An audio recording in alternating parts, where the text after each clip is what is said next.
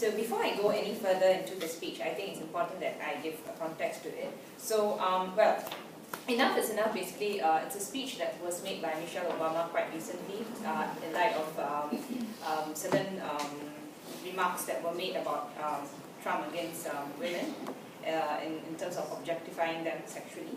So, well, anyone who hears the speech would firstly think of it as something that, like it's objectifying women, it's actually degrading women, it's actually speaking ill about them, and there's this woman who's speaking up for them. Well, this is a very generic interpretation of the speech. But if we go a little deeper to think about it, then one of the most significant things that I observed about this speech, before I go into it itself, I would like to just give an interpretation, my interpretation about it. There is the use of kairos. So what does the term kairos mean? It's actually a Greek term, by the way. It's referring to making any kind of content at the most relevant moment in a situation. So basically, when she is making this speech, it's important to note that she is also supporting Hillary Clinton in the political campaigning. And it's interesting how she actually brings in this idea of how Trump has insulted the women, because it not just speaks for women, but it also has this certain intention of making a comparison between two candidates. And by actually bringing out this negative point of this candidate, she's actually kind of jeopardizing his chances in gaining a certain prominence. So it's very interesting how she uses this technique of kairos, whereby she brings in a recent situation or event that has occurred in order to also achieve another overarching aim in the speech. And what's interesting is also the fact that she does not address Trump by his name, but she's actually she constantly uses the word he and candidate to kind of distance himself and make him look like not very significant because he has degraded women. So with that, leaving that in your mind, I would like to move on to how the speech has been like. I'm not going to imitate her, but rather I'm going to present how it would have been like if I were to present the speech right in front of y'all. So here it goes. So I'm going to get a little serious here because I think we can all agree that this has been a rough week in a already rough election. This week has been particularly interesting for me personally because it has been a week of profound contrasts. See, on Tuesday at the White House, we celebrated the International Day of the Girl and Let Girls Learn, and it was a wonderful celebration. It was the last event that I'm going to be doing as First Lady for Let Girls Learn. And I had the pleasure of spending hours talking to some of the most amazing young women you will ever meet. Young girls here in the US and all around the world. And we talked about their hopes and their dreams. We talked about their aspirations. See, because many of these girls faced unthinkable obstacles just to attend school, jeopardizing their personal safety, their freedom, risking rejection of their families and communities. That was on Tuesday. And now, here I am, out on the campaign trail in an election where we have been consistently hearing hurtful, hateful language about women. Language that has been painful for so many of us, not just as women, but as parents trying to protect our children and raise them to be caring, respectful adults, and as citizens who think that our nation's leaders should meet basic standards of human decency. The fact is that in this election, we have a candidate for President of the United States who over the course of his lifetime and the course of his campaign has said things about women that are so shocking, so demeaning, that I simply will not repeat anything here today. And last week, we saw this candidate actually bragging about sexually assaulting women. And I can't believe that I'm saying that a candidate for President of the United States has bragged about sexually assaulting women.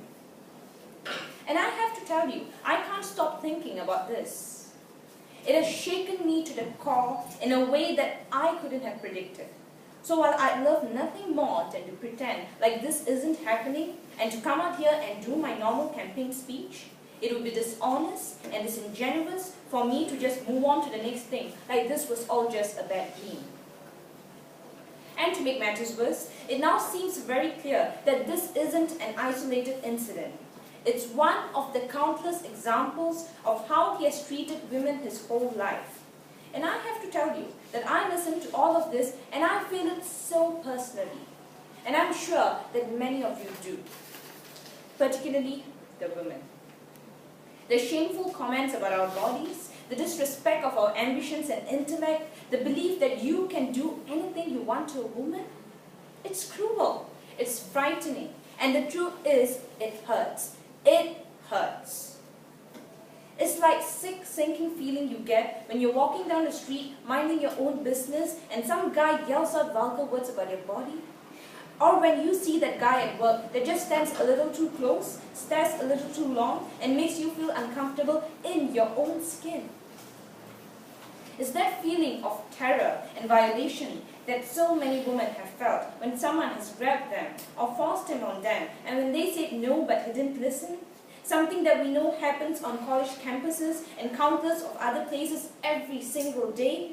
It reminds us of stories we heard from our mothers and grandmothers about how, back in their day, the boss could say and do whatever he pleased to women in the office, and even though they worked so hard, jumped over every hurdle to prove themselves, it was never enough. Maybe we are afraid to be that vulnerable. Maybe we have grown accustomed to swallowing these emotions and staying quiet because we've seen that people often won't take our word over his. Or maybe we don't want to believe that there are still people out there who think so little of us as women. Too many are treating this as just another day's headline, as if our outrage is overblown or unwarranted, as if this is normal, just politics as usual. But New Hampshire, be clear, this is not normal. This is not politics as usual. This is disgraceful. It is intolerable. And it doesn't matter what party you belong to, Democrat, Republican, Independent, no woman deserves to be treated this way. None of us deserves this abuse. And I know it's a campaign, but this isn't about politics. It's about basic human decency. It's not about right or wrong. And we simply cannot endure this or expose our children to this any longer. Not for another minute, and let alone for 4 years. Now it is the time for all of us to stand up and say, enough is enough. This has got to stop right now. Because consider this. If all of this is painful to us as grown women, and what do you think this is doing to our children? What message our little girls are hearing about who they should look like, how they should act? What lessons are they learning about their values as professionals, as human beings, about their dreams and aspirations? And I know that my family is not unusual, and to dismiss this as an everyday locker room talk is an insult to decent men everywhere. Let's be very clear. Strong men, men who are truly role models, don't need to put down women to make themselves feel powerful. People who are truly strong lift others up. People who are truly powerful bring others together. And that is what we need in our next president.